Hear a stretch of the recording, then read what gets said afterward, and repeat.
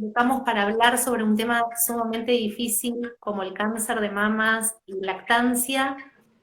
Pero me gustaría que primero te presentes, que nos cuentes quién sos, desde dónde estás transmitiendo Bueno, mi y nombre es cómo estás por Roberto aquí. García.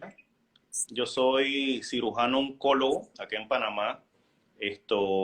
Trabajo en el Instituto Nacional del Cáncer y además en la clínica Panama Cancer Clinic, donde vemos pacientes con diagnósticos principalmente de cáncer de mama, cáncer de colon, en general todo lo que esté relacionado con cáncer. Trabajamos como equipos multidisciplinarios junto con otros colegas, tanto de la parte oncológica pura como la parte de complementaria porque yo le llamo medicina complementaria. Hablo de psicooncólogos, hablo de nutricionistas, tengo una experta en yoga, que nos permite entonces abarcar diferentes zonas de lo que representa el ser humano como un ser integral, ¿no? Entonces, la idea de esto es poder brindar al paciente un apoyo completo dentro del punto de vista científico y también dentro del punto de vista espiritual y mental, que es sumamente importante, ¿no? Perfecto, muchísimas gracias de verdad por estar con nosotras y con nosotros hoy desde la AKDP, que es la Asociación Civil Argentina de Poricultura, y conmemorando este Octubre Rosa nos parece muy importante poder hablar sobre estos temas y a nosotros lo que nos concierne específicamente, lo que entendemos que donde tenemos que profundizar es en los temas relacionados a cáncer de mama.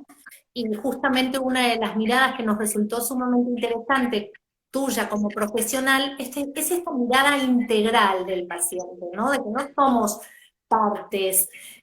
Para comenzar con algunos números, en la Argentina hay aproximadamente 18.712 casos de mamas por año. Es el 35% del total de cánceres que podemos llegar a tener. Es un índice sumamente alto, y otro de los números que hemos visto es que 8, una de cada 8 mujeres antes de los 80 años puede padecer cáncer de mama. Así es un índice sumamente alto y preocupante. Por lo que te quería preguntar, ¿se puede prevenir el cáncer de mama? Definitivamente nosotros en cáncer de mama, las principales causas de él van a ser, digamos, ubicadas en tres grupos. Los factores de riesgo prevenibles, los factores de riesgo no prevenibles y la genética. Usualmente los pacientes que tienen enfermedades relacionadas a la genética es el porcentaje menor, menos del 10% en algunos de los casos. Y digamos que las no prevenibles son cosas como, por ejemplo, a qué edad la paciente empezó a menstruar, que eso podemos hablar inclusive un poquito más adelante, a qué edad tuvo su primer embarazo, si dio o no dio lactancia, que eso es importante. Esos son factores de riesgo que desde cierto punto de vista son no prevenibles porque hay pacientes que lamentablemente no pueden dar tetita por alguna alteración o algo que digamos que no podemos como controlar. Sin embargo, el 70% de los tumores de mama tienen una causa que puedes localizar como una causa prevenible. Estamos hablando de estrés hormonal, el aumento de la cantidad de uso de hormonas para controlar el embarazo, en algunos casos terapia de reemplazo hormonal, el uso o la dieta. La dieta es sumamente importante. Nosotros somos lo que comemos, ya lo dijo Hipócrates hace mucho tiempo, y la medicina debe ser o sea, la comida debe ser nuestra medicina, no al revés. Entonces, desde ese punto de vista, la parte de la dieta es sumamente importante. Hemos hecho varias conferencias en vivo, inclusive con expertos en nutrición en este sentido, y es porque la principal herramienta de nosotros siendo la prevención la dieta es el caballito de batalla en ese sentido. Y una parte sumamente importante es la parte del ejercicio y la obesidad. El paciente obeso de por sí tiene un riesgo inherente a su condición de obesidad relacionado al estado proinflamatorio y además de esto un estado de hiperinsulinismo que lleva entonces un riesgo aumentado de desarrollar no solamente cáncer de mama, cáncer de cáncer de colon, cáncer de pulmón, inclusive enfermedades relacionadas desde el punto de vista cardiológico y enfermedades reumatológicas. Entonces, la obesidad sí viene a ser un problema, obviamente, con el impacto que tiene la epidemia de obesidad que vivimos hoy por hoy con esto de las comidas rápidas y todo esto. Yo creo que en el paso del tiempo hemos ido cambiando un poquito esto y probablemente la cultura vaya avanzando hacia buscar un mejor estilo de vida en cuanto a la dieta. Pero esas tres principales herramientas, la dieta, el estrés hormonal y el ejercicio, son las que pueden prevenir entonces estas enfermedades de cáncer de mama. Bien. Otra pregunta que surgió, que tengo aquí anotada, que me parece, para antes de entrar en tema de lactancia, ¿no? Específicamente, Claro, claro. es ¿a partir de qué edad se recomienda hacer el autocontrol? ¿Y a partir de qué edad los estudios específicos como la mamografía, la ecomamaria? Mira, esa es una excelente pregunta. Tienes varias partes.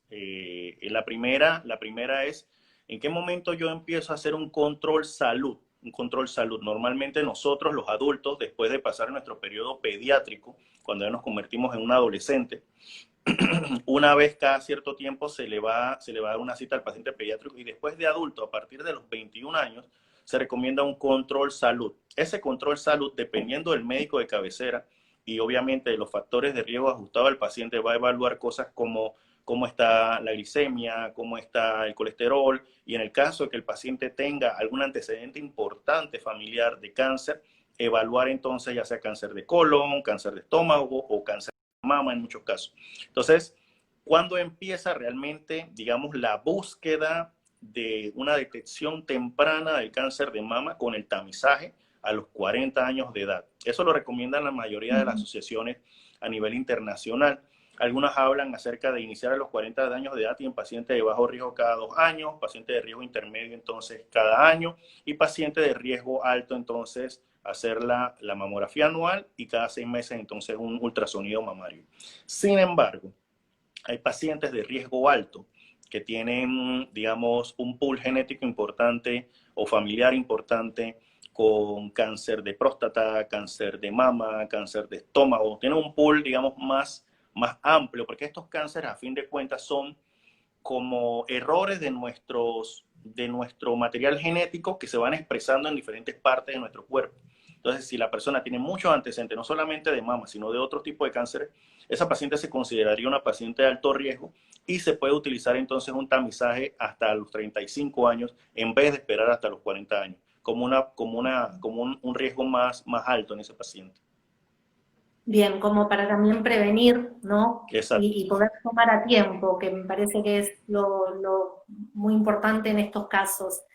Hay un aumento importante en el índice de cáncer de mama y va bajando aparentemente la edad de las posibles pacientes de cáncer. ¿Esto se debe a esto que vos comentabas de la alimentación o a qué se puede llegar a deber?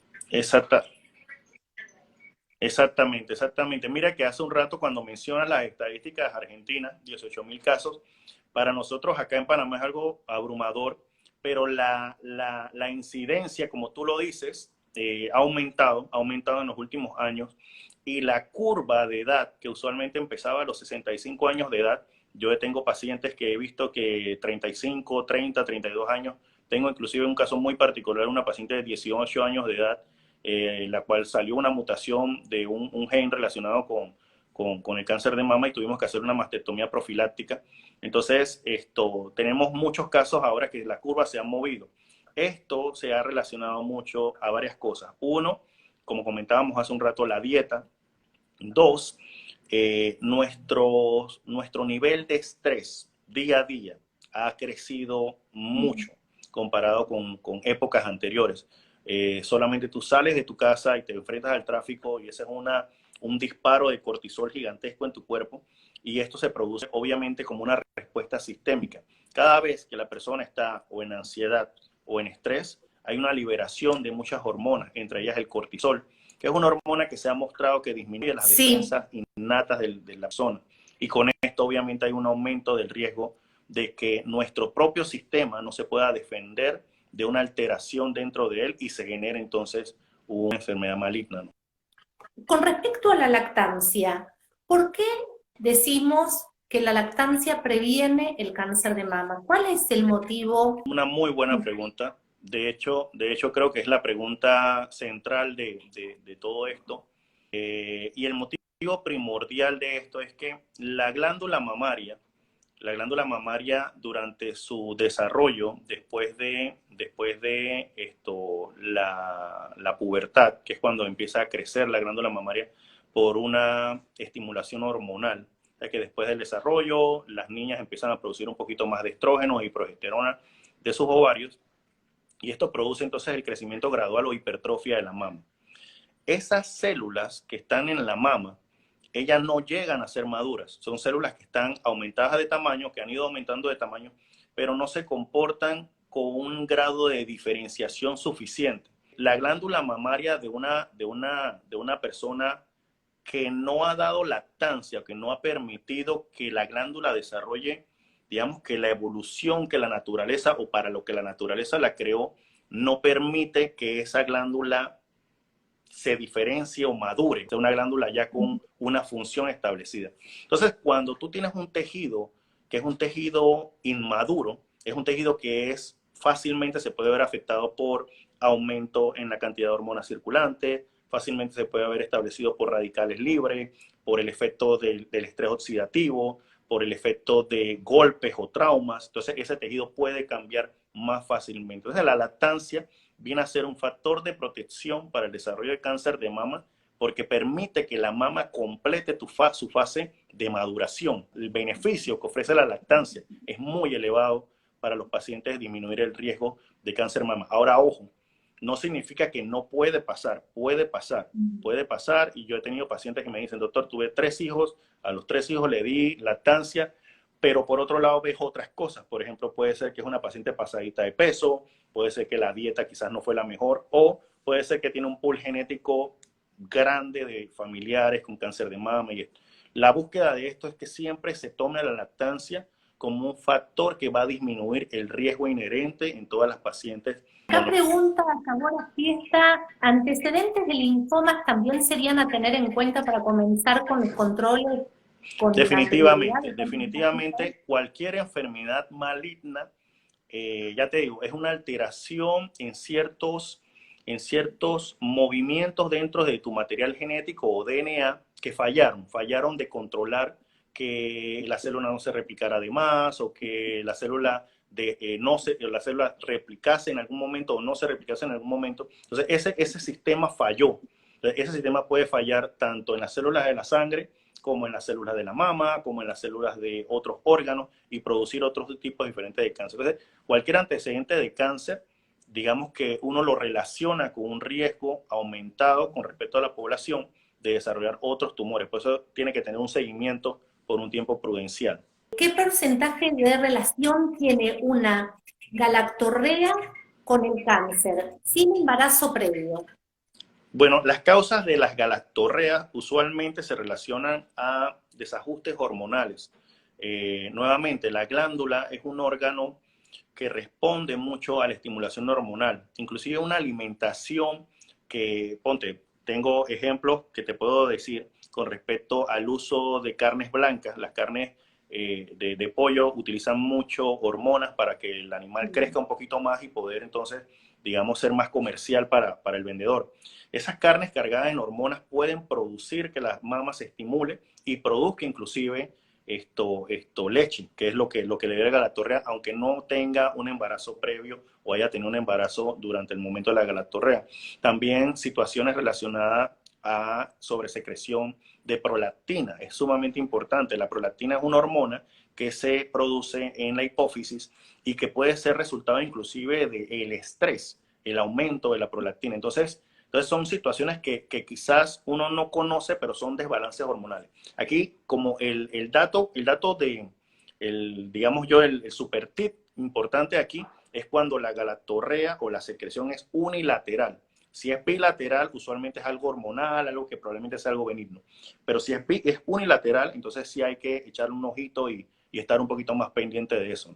posible el uso de relactador luego de una mastectomía completa con reconstrucción? Relactador, yo no sé si tú sabrás, es cuando utilizamos una mamadera con una sondita, ¿sí?, que va hacia la zona del pezón y la areola de la mama, para que el bebé succione y tome de esa mamadera y al mismo tiempo estimule la mama. Yo interpreto que como ya está hablando de una mastectomía completa, está hablando más que nada por una cuestión vincular, ¿no?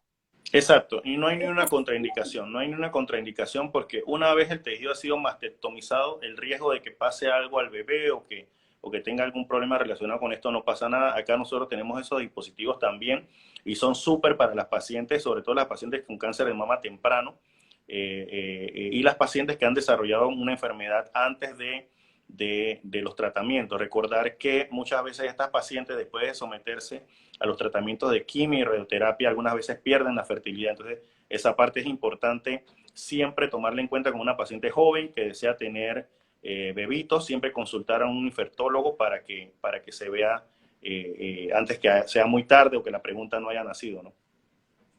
Bien, y justamente nombrando este tema, cuando hay un tratamiento con rayos, con quimio, ¿es posible amamantar? Usualmente durante los tratamientos se le suspende la lactancia a la paciente si en caso tal es una paciente que está lactando, porque la quimioterapia es la única contraindicación para la lactancia. Lamentablemente es así.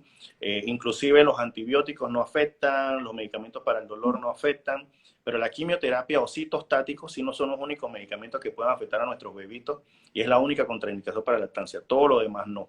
Lo que usualmente nosotros hacemos es esperar que la paciente, dependiendo de cuál sea el esquema de tratamiento, que la paciente pueda lactar, aunque sea 1 o 2 meses, a costa de tratamientos locales y después entonces pasar a la parte de tratamiento sistémico ya suspendida entonces la lactancia.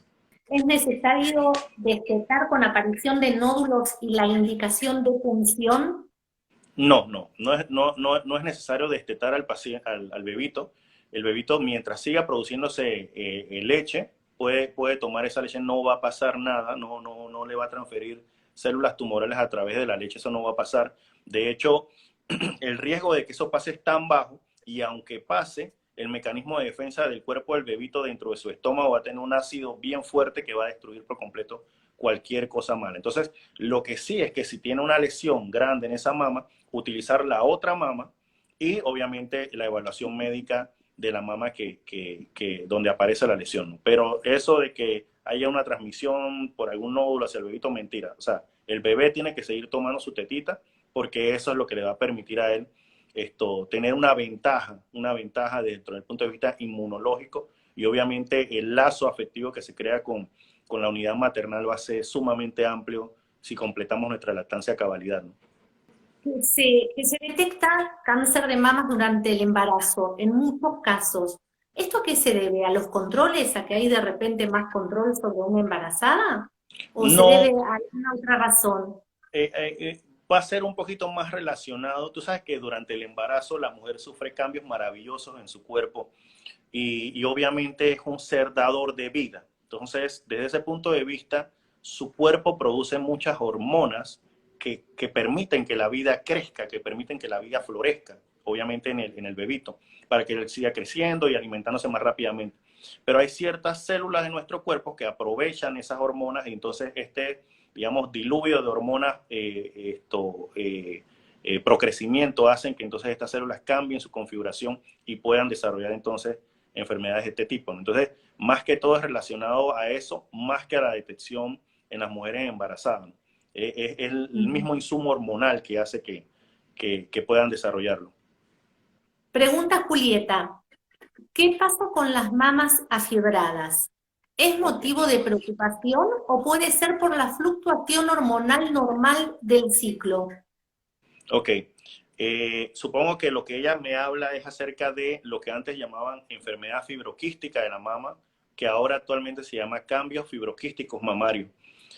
Los cambios fibroquísticos son estas mamas que durante el desarrollo de las mismas empiezan a presentar o quistes o pequeños nódulos que son benignos, pero que molestan mucho de periodo menstrual a periodo menstrual. Entonces, hay un tema muy importante acá, y es que el tejido mamario, al igual que el tejido endometrial, es un tejido que responde a los cambios hormonales de cada uno de los ciclos. Entonces, durante cada ciclo menstrual, la mama, la célula mamaria, que es una célula, digamos, pequeñita, se prepara y crece para poder, ella pensando que va a haber un embarazo y que va a tener que dar una lactancia. Sin embargo, cuando eso no pasa, la glándula o la célula lo que hace es que se vuelve y se empequeñece y espera el siguiente ciclo para volver a abrirse y volver a cerrarse y volver a abrirse y volver a cerrarse. ¿Qué pasa en los cambios fibroquísticos? En los cambios fibroquísticos, el tejido mamario, en vez de crecer, lo que hace es que ella dice, no, mejor voy a hacer una hermanita. Y empieza a crecer, y empieza a crecer, y empieza a crecer, y crean entonces el nódulo o el quiste mamario, que también pueden ser uno de los dos. Entonces, ese es un tejido que durante cada periodo hormonal aumenta de tamaño, duele, molesta. Entonces, hay un tópico muy importante en estas pacientes que tienen esta, no llamémoslo enfermedad porque no es una enfermedad, es una condición. Es como alguien tiene el color de la piel de un color, otro tiene el color de la piel de otro color. Es una condición en donde la glándula responde más fuertemente o retiene más líquido que otras pacientes. Entonces, el problema que hay con estas pacientes es que nosotros los médicos muchas veces la encasillamos como, ah, no, esta paciente tiene enfermedad fibroquística, o esta paciente tiene cambio fibroquístico, o tiene ya quistes de mama que son benignos, y descuidas a esa paciente. Ese descuido con esa paciente hace entonces que el riesgo de esta paciente, el riesgo relativo, aumente por encima de la paciente promedio. Es una paciente que, muy por el contrario, tienes que estar más encima de ella porque su tejido, al reaccionar más fuertemente a los cambios hormonales, obviamente hay un periodo mayor de intercambio inflamatorio y eso puede producir a largo plazo entonces un riesgo. Cari nos dice, C de Cuidado Maternidad, que es egresada de la KDP, que ella leyó que, bueno, que se puede amamantar para evitar el dolor de la mamografía, que conviene vaciar la mama previamente, pero por lo que tú nos indicas, no es necesario, digamos, acudir a la mamografía, tenemos pasos previos, ¿no? Para Exacto, no, exacto, para no exacto. lastimar y para no Yo molestar. recomendaría no, porque recuerda que en estos momentos, cuando la mujer está lactando, dentro de la mama hay cúmulos de leche esperando. Y al aplastar la mama con la mamografía, puede inclusive romperse uno y es muy doloroso, es muy doloroso. Yo recomendaría durante la lactancia resonancia, tomografía, tomosíntesis que le llaman, o inclusive considerar la resonancia magnética como los métodos menos invasivos para una paciente lactando. Oli lo veo, que antes la vi por ahí, preguntó cómo es la lactancia con prótesis. El punto de la prótesis depende mucho del trabajo del cirujano plástico reconstructivo. La localización de las prótesis, hoy por hoy, la mayoría son retropectorales y no tienen nada que ver con la glándula mamaria. O sea que una mujer con prótesis puede dar perfectamente lactancia sin ningún problema, porque la glándula está adelante del pectoral. Antes, hace muchos años, ponían las glándulas, prótesis prepectorales y sí, digamos, con el tipo de material que las hacían, creaba algunas veces efectos inflamatorios locales y esto, y obviamente eso podía interferir un poco con la lactancia. Pero hoy por hoy, la mayoría de los materiales protésicos se colocan retropectorales y los mismos materiales son más afines al cuerpo humano, o sea, se evita esa reacción inflamatoria y esto que en algunos casos podía evitar la lactancia. Si una mujer con prótesis mamaria no tiene ningún problema para dar tetita. Ahora, es importante recordar que durante la lactancia las glándulas mamarias van a crecer y posteriormente a la lactancia probablemente la glándula va a quedar hipertrofiada, va a quedar un tejido maduro. Entonces a esa paciente le tocará probablemente un recambio de prótesis, quizás una más pequeña o una reducción mamaria en todo caso después de la lactancia. Sí, perfecto. Les cuento, no sé, Oli, pero te comento que nosotros en la KDP vemos bastantes mujeres con prótesis que lactan sin ningún inconveniente, pero sí que es muy importante el control, sí es muy importante el tiempo de la prótesis, porque a veces nos encontramos con alguna dificultad ahí. Y sí hay, ¿qué pasa en el caso de la reducción mamaria? Ok, En el caso de haber hecho una reducción.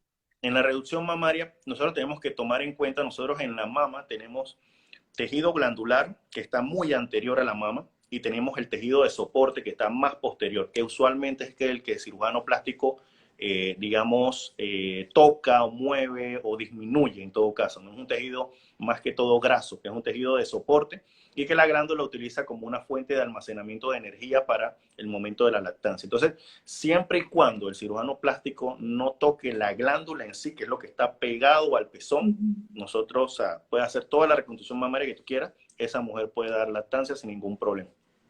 Quería hacer un comentario con respecto a la glándula mamaria, y es que esto, tú sabes, inicialmente dentro de nuestra evolución como seres vivos, el tejido mamario es considerado dentro de los mamíferos, pues nosotros somos mamíferos, es considerado como un órgano de importancia solamente para la lactancia, solamente para el momento en el que se le brinda al bebito la leche, y que produce esa leche obviamente la nutrición y en muchas partes la cura inmunológica que se le da a través de esto, traspasándole obviamente la inmunidad de la madre al bebito.